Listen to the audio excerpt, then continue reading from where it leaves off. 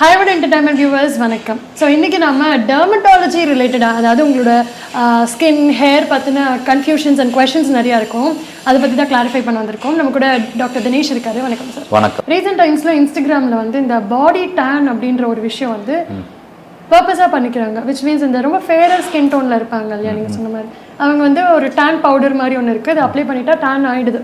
ஐ மீன் அந்த கலர் கொடுக்குது இன்ஸ்டண்ட்டாக. ஸோ ஒரு டைமில் இந்த டேன் தான் வேண்டாம் அப்படின்னு சொல்லிட்டு நம்ம சன்ஸ்க்ரீன் வாங்குறதோ இல்லை நிறைய ட்ரீட்மெண்ட்ஸ் பண்ணுறதோ பண்ணிட்டு இருந்தோம். இப்போ அதுவே அப்படியே ஆப்போசிட்டாக டேன் பண்ணிக்கிறாங்க. இந்த மனநிலை மாற்றம் இருக்கு இல்லையா, இது எப்படி எடுத்துக்க? அக்கறைக்கு கரை பச்சைங்கிற மாதிரி வெள்ளையா இருக்கவன் கருப்பாவும் ஆசைப்படுறான், கருப்பா இருக்கவன் வெள்ளையாவும் ஆசைப்படுறான்.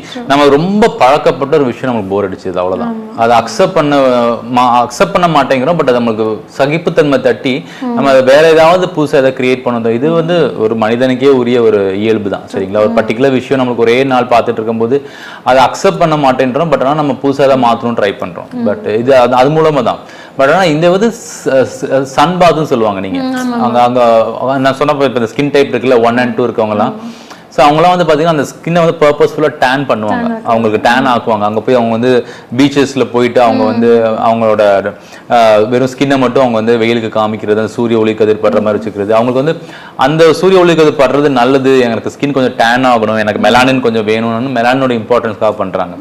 பட் நம்ம என்ன பண்ணுறோம், மாநிலம்ல இருக்க நம்ம எனக்கு வந்து எனக்கு இன்னும் கொஞ்சம் ஃபேர் ஆகும்னு நினைக்கிறோம் நம்ம. ஸோ இது வந்து அவங்களோட எண்ணங்களை பொறுத்து தான். எனக்கு வந்து இந்த பர்டிகுலர் ஸ்கின் வந்து போர் அடிச்சிருச்சு, எனக்கு மாற்றணும்னு நினைக்கிறோம், மாற்றுறாங்க.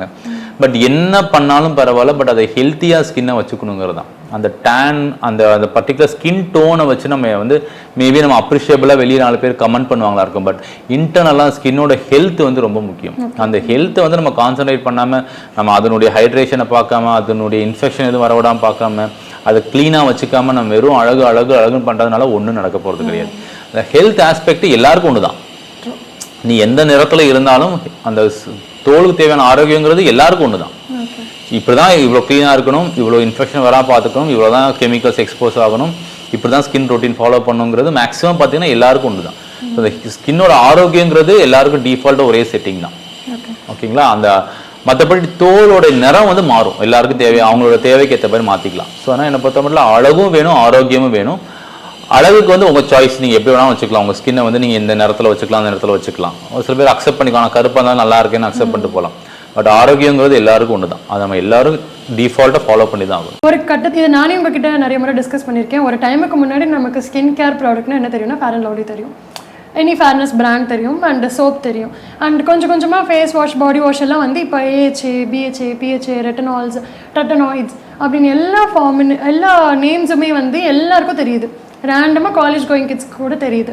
ஸோ ஏதாவது ஒரு ட்ரெண்டை நீங்கள் பார்த்து இல்லை இது வேண்டாம், இதை தவிர்க்கலாம், இதை நீங்கள் யூஸ் பண்ணாதீங்கன்னு தோணிருக்கா உங்களுக்கு? அந்த மாதிரி எனக்கு ரீசெண்டாக தோணுது வந்து பார்த்தீங்கன்னா ஹேருக்கு பயோட்டின், அது ஒன்று. ஃபேஸுக்குன்னு பார்த்தீங்கன்னா எனக்கு வந்து சாலிசிலிக் ஆசிட், அது ஒன்று. ரெண்டாவது வந்து ரெட்டினால், அதுதான் எக்ஸஸாக எல்லாரும் போன அவசியம் கிடையாது. ரிசார்சினால் இப்போ ரீசெண்டாக வந்து நம்ம செலிபிரிட்டி ஆக்டர்ஸ் யூஸ் பண்ணி அவங்களோட ஃபேஸ்லாம் வந்து பிரைட் ஆயிடுச்சு, அதனால நீங்கள் எல்லாரும் வாங்கி போடுங்க, இப்படி இருந்தவங்க இப்படி இருக்காங்க பாருங்கன்னு சொல்லிட்டு நிறைய ஹீரோஸ் எல்லாம் போட்டிருந்தாங்க. ஸோ அது ரிசார்சினால், அது ஒரு பெரிய டேஞ்சரஸான ஒரு ப்ராடக்ட். அது ரெண்டாவது குளுட்டாதயோன். குளுட்டாதயோன் எல்லாருக்கும் தேவையில்லை, குளுட்டாதயோன் எல்லாருக்கும் தேவையில்லை. ஸோ குளுட்டாதயோனுமே வந்து பார்த்தீங்கன்னா எல்லாரும் அவாய்ட் பண்ண, ஐ மீன் எல்லாரும் எடுத்துக்கணும் அவசியம் கிடையாது. குளுட்டாதயோன் வந்து பெர்மனெண்ட்டாக உங்களுக்கு ஃபேர்னஸ் கொடுக்க போகிறது கிடையாது. குளுட்டாதயோன் வந்து அந்த டைமுக்கு நீங்கள் எடுக்க வர வரைக்கும் உங்களுக்கு ஸ்கின் டோன் ஃபேர்னஸாக இருக்குமே தவிர நீங்கள் இந்த எப்போ ஸ்டாப் பண்ணுறீங்களோ ஆட்டோமேட்டிக்காக ரிவர்ஸ் ஆகிடும். ஸோ குளுட்டாதயோன் எல்லாருக்கும் தேவையில்லை. ஸோ இதெல்லாம் கூட இந்த ரிசார்சினால் குளுட்டாதயோன் கூட ரொம்ப ஐ மீன் ரொம்ப ட்ரெண்டிங்காக போயிட்டு இருக்கு. ஸோ எல்லாருமே குளுட்டாதயோன் சாப்பிடணும், குளுட்டாதயோன் எடுத்துக்கணும், ஃபேர் ஆகிடும், ஸ்கின் ஃபேர் வருவாங்க. எல்லாருக்கும் டெஃபினட்டாக ஃபேர்னஸ் ஃபஸ்ட்டு வராது.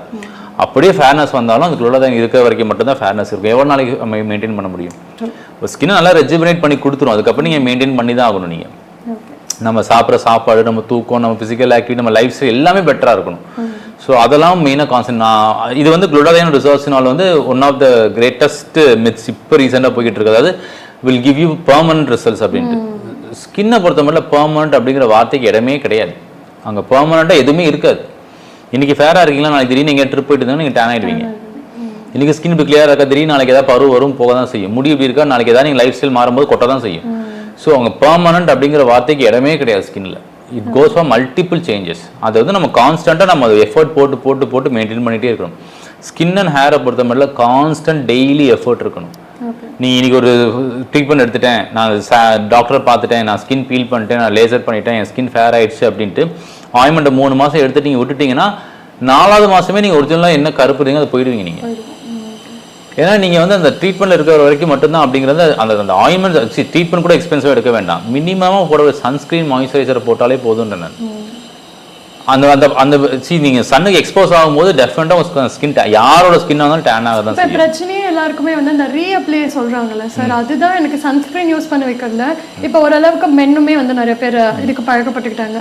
அது அகைன் அண்ட் அகைன் ரீஅப்ளை பண்ணுறது தான் அவங்களுக்குலாம். ஆமாம், இப்போ அதுக்கு வந்து இப்போ என்னன்னா அது வந்து எல்லாருக்குமே ஒரு டஃப் ஜாபாக தான் இருக்குது. அதனால் இப்போ வந்து என்னன்னா 24 hours ஆக்டிங், 6 hours ஆக்டிங், அந்த மாதிரி லாங் ஆக்டிங் சன்ஸ்க்ரீன்ஸ்லாம் மார்க்கெட்டில் வர ஆரம்பிச்சிருக்கு, இப்போ தான் ஆரம்பிச்சிருக்காங்க. ஸோ மேபி அது இருந்துச்சுன்னா நம்மளுக்கு கொஞ்சம் எஃபெக்டிவாக இருக்கலாம். மேபி இப்போ மாய்ஸ்சரைசர் மிக்ஸ்டு சன்ஸ்க்ரீன்ஸ்லாம் வருது லாங் ஆக்டிங். ஃபார் எக்ஸாம்பிள் போட்டோன்னா 6 hours தாங்குது அப்படின்னா நம்ம அடிக்கடி ரீஅப்ளை பண்ண வேண்டாம்ல. பட் இப்போ கரண்ட்லி இன்னும் மார்க்கெட்டுக்கு ஃபுல் ஃப்ளெஜ்டாக வரல. இப்போ கரண்ட்லி நம்மகிட்ட இருக்கிறது 3 hours 4 hours ஒன்ஸ் அப்ளை பண்ணுறதா. நான் என்னோட பேஷண்ட்ஸ்க்கு என்ன சொல்லுவேன் அப்படின்னா, நீங்கள் ஒவ்வொருத்தரும் ஃபேஸ் வாஷ் பண்ண கூட அவசியம் கிடையாது. இப்போ திடீர்னு நீங்கள் ட்ராவல் பண்ணிருக்கீங்க, நீங்கள் ஒரு மாலில் இருக்கீங்க, இல்லை மாலுக்குள்ள இப்போ தான் போக போகிறீங்க அப்படின்னா ஒன்றும் வேணாம், நீங்கள் ஃபேஸ் வாஷ் கூட பண்ண வேணாம். ஏற்கனவே போட்டு சன்ஸ்க்ரீன் மேலே இன்னும் கொஞ்சம் ஒரு லேயர் எடுத்து போட்டுக்கோங்க, முடிஞ்சு போச்சு அவ்வளோதான். ஒரு தின் லேயர் எடுத்து போட்டுக்கோங்க, அது வாஷ் பண்ண கூட அந்த லேயரை டீஆக்டிவேட் ஆயிடுச்சா அடுத்த லேயர் போட்டுட்டு நீங்கள் ஆக்டிவேட் பண்ணிக்கோங்க, அவ்வளோதான் சிம்பிள். ஸோ ரீஅப்ளைங்கிறது இன்னைக்கு கரண்ட் சுச்சுவேஷனுக்கு கொஞ்சம் எஃபோர்ட் நம்ம எடுத்தாகணும். அப்ளை பண்ணுறதுக்கு less than 30 seconds to 1 minute தான் ஆகும். நம்ம அதுக்கு ஒரு கரெக்டான ஸ்பேஸை பார்த்துட்டு நம்ம அப்படி இப்போ ஒரு சில பேர் என்ன பண்ணுவாங்க, நம்ம போகும்போது என்ன பண்ணுவாங்க, திடீர்னு எங்கேயாவது 2-wheeler பார்க்கிங் ஸ்டாண்ட் இருக்குன்னா அதில் இருக்க கண்ணாடியை பார்த்துட்டு டக்குனு ஒரு சன்ஸ்கிரீன் அப்ளை பண்ணிக்குவாங்க. ஸோ சின்ன சின்ன விஷயம் தான், நம்ம அதை கொஞ்சம் எஃபோர்ட் எடுக்கணும், அவ்வளோதான். ஸ்கின் அண்ட் ஹேரை பொறுத்த மட்டும் டெய்லி எஃபோர்ட்ஸ் கண்டிப்பாக இருக்கணும். அங்கே பெர்மனன்ட் ஸ்கின் ரிசல்ட் அப்படின்னு ஒரு டேர்மே கிடையாது. ஹேர் அண்ட் ஸ்கின்னை பொறுத்த மட்டும் கண்டிப்பாக டெய்லி எஃபோர்ட் எடுக்கணும். நம்ம அது கான்ஸ்டன்ட்டாக எடுத்துகிட்டே இருக்கணும்.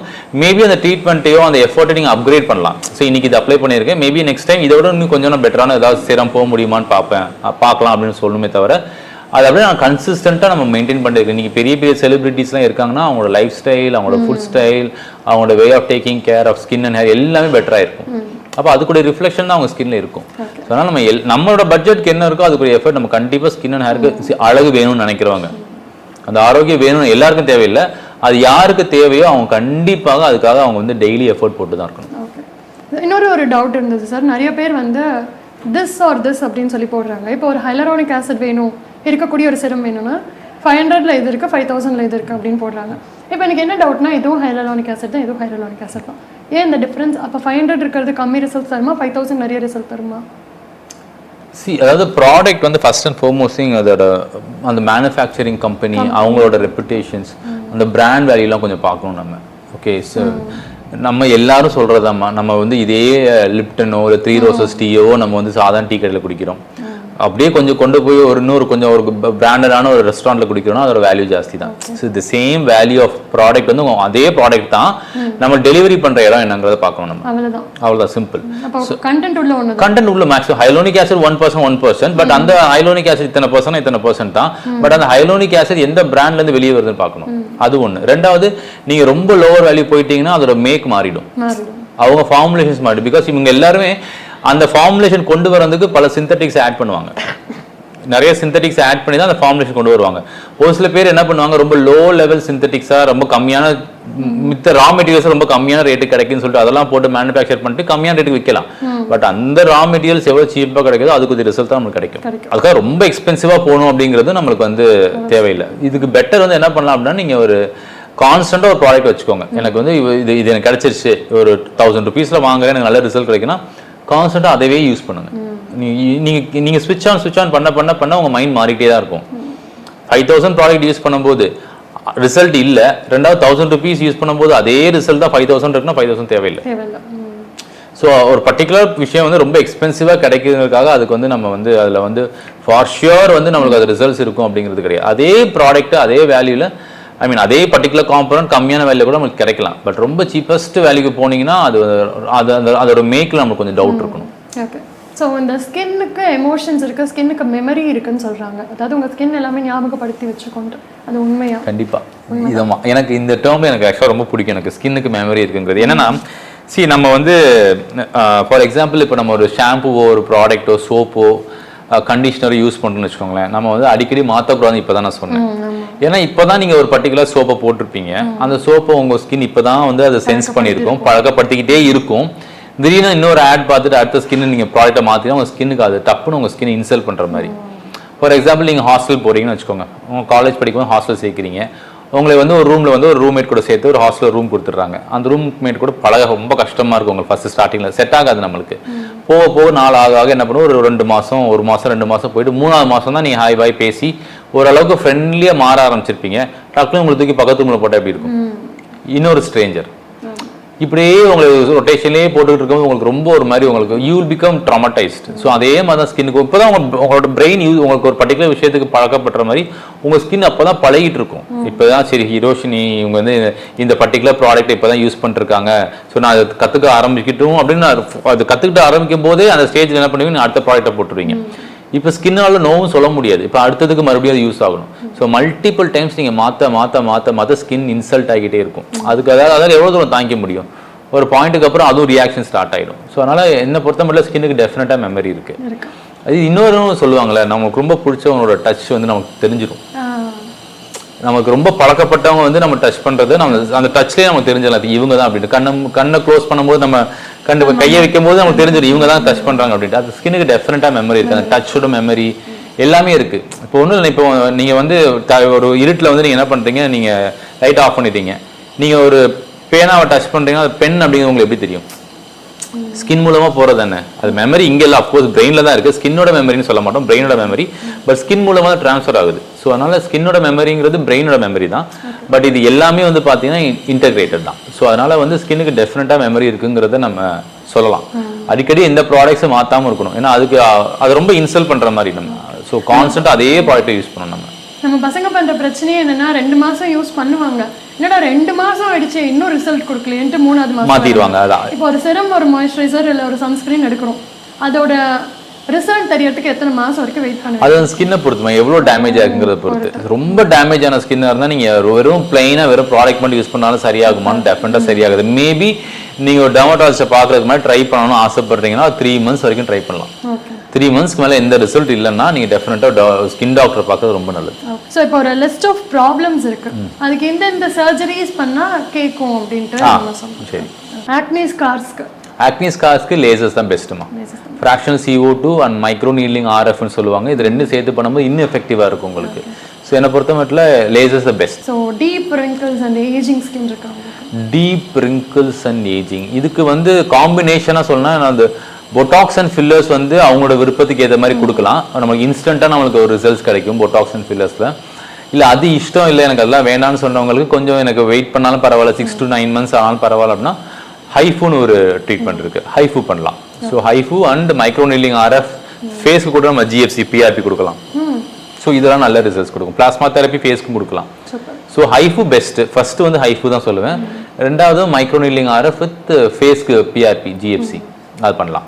So hyperpigmentation, dark spots, again அந்த இன்டென்சிட்டி எவ்வளோ இன்டென்ஸாக இருக்குது. ரொம்ப மைல்டாக இருந்துச்சுன்னா கெமிக்கல் பீலே சரி பண்ணிடலாம். ரொம்ப டார்க்காக இருக்குன்னா அவங்க டெஃபினட்டாக they have to go for lasers. So excessive sweating இருக்கும் இல்லையா, ரொம்ப எக்ஸசிவாக இருக்கும், அதுக்கு ஏதாவது ட்ரீட்மெண்ட்ஸ்? அதுக்கு வந்து அயனோடோஃபோரஸ்ன்னு சொல்லக்கூடிய ட்ரீட்மெண்ட் இருக்குது.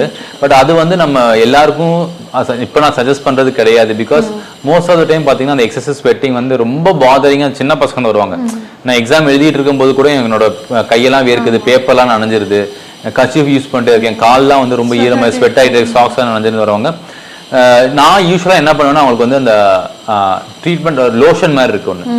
ஸோ இந்த அலுமினியம் ஹைட்ராக்சைடு லோஷன்லாம் இருக்கும். ஸோ அதை வந்து கொடுத்துருவேன் நம்ம. ஸோ அது இப்போதைக்கு யூஸ் பண்ணிக்கோங்க. அது ஆக்சுவலாக அது ரொம்ப நாளைக்கு இருக்காது அந்த பசங்களுக்கு.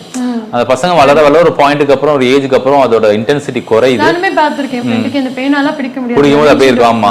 ஸோ அதை ஒரு ஏதாவது திடீர்னு ஒரு பதட்டமான சுச்சுவேஷன் இன்னும் அதிகமாகும் அவங்களுக்கு.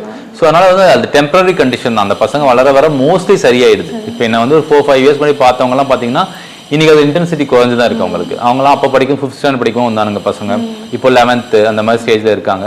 அவங்களும் முன்ன விட இப்போ கம்பேரிட்டிவ்லி நல்லா தான் இருக்குது. ஸோ அதனால அது வந்து மோஸ்ட்லி வந்து அவனா ரொம்ப வருஷம் எடுக்குது சரியாகிறதுக்கு. பட் சிம்டமேட்டிக்காக சரி பண்ணுறதுக்கு நிறைய பவுடர்ஸ் அண்ட் லோஷன்ஸ் இருக்குது. அதை அப்ளை பண்ணால் நம்ம டெம்பரரியாக அதை ஸ்டாப் பண்ணி வைக்கலாம். இந்த mole warts and skin tag சொல்கிறாங்க. மோல் நமக்கு தெரியும், அந்த வாட்டுக்கு ஸ்கின் டேக்குக்குமே எனக்கு வந்து கொஞ்சம் டிஃபரன்ஸ் வேணும். ஸ்கின் டேக்றது தோல் முடிச்சுமா, அது ஏஜ் ஆக ஆக நமக்கு எல்லாம் தெரியும். அங்கே அந்த மோஸ்ட்லி அண்டர் ஆர்ம்ஸில் இருக்கும், கழுத்துல இருக்கும். ஸோ கண்ணுக்கு கீழே விழுகிறதுலாம் ஸ்கின் டேக் சொல்லலாம். பிரச்சனையா? அது பிரச்சனை கிடையாது, அது ஒண்ணுமே பண்ணாது. அது வேணா நீங்க ரிமூவ் பண்ணிக்கலாம், அது அளவுக்காக நிறைய பேர் ரிமூவ் பண்ணிக்குவாங்க. அது ஒண்ணு. வாட்டுங்கிறது வந்து பார்த்தீங்கன்னா நம்மளுக்கு வந்து மெயினாக வந்து பார்த்தீங்கன்னா இன்ஃபெக்டிவ் தான். அது வந்து ஹியூமன் பேப்பிலோமா வைரஸ்ன்னு சொல்லக்கூடிய ஒரு வைரஸால் வரக்கூடிய ஒரு இன்ஃபெக்ஷன். அதை டெஃபினட்டாக நம்ம ரிமூவ் பண்ணிக்கணும், ஏன்னா அது பரவிக்கிட்டே இருக்கும். அது கைகள் விரல்களில் வரலாம், இல்லை நம்மளுக்கு முகத்தில் வரலாம், நிறைய பேர் தலையில வரலாம்.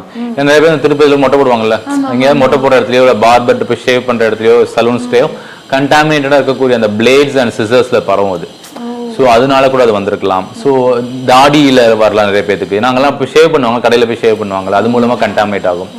இது வந்து பார்த்தீங்கன்னா இது பால்வினை நோய் எப்போ பரவும்னு பார்த்தீங்கன்னா உங்களுக்கு வந்து ஒரு தகாத பாதுகாப்பற்ற உடலுறவு மூலமா அவங்களுக்கு வந்து ஆண் உறுப்புல பெண் உறுப்புல வரலாம். வாட்டுங்கிறது அது வந்து பார்த்தீங்கன்னா இன்ஃபெக்ஷன். அது it is caused by human papilloma virus.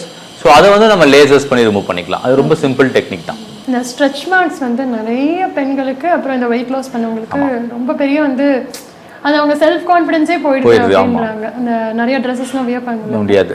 So அதுக்கு என்ன ட்ரீட்மெண்ட்? ஸ்ட்ரெச் மார்க்ஸை பொறுத்த மட்டும் பெஸ்ட் வந்து பார்த்தீங்கன்னா ஹைஃபு தான். ஹைஃபு நல்ல ரிசல்ட்ஸ் கொடுக்கும் ஸ்ட்ரெச் மார்க்ஸ்க்கு. கிரேட் ரிசல்ட்ஸ் சொல்ல முடியாது, பட் ஆனால் அந்த அளவுக்கு விசிபிளாக வெளியே தெரியாத அளவுக்கு நம்மளால கம்மி பண்ண முடியும் ஹைஃபுல. So one of the best treatment பார்த்தீங்கன்னா ஹைஃபு வித் அதோட சேர்த்து நம்ம வந்து ஃப்ராக்ஷனலும் பண்ணலாம். ஸோ ஃப்ராக்ஷனல் லேசர்ஸும் CO2 லேசர்ஸும் பண்ணலாம். ஸோ பண்ணும்போது ஆல்டர்னேட்டிவ் செஷன்ஸ் நல்ல ரிசல்ட்ஸ் இருக்குது. பெஸ்ட் ட்ரீட்மெண்ட் வந்து பார்த்தீங்கன்னா ஹைஃபு தான்.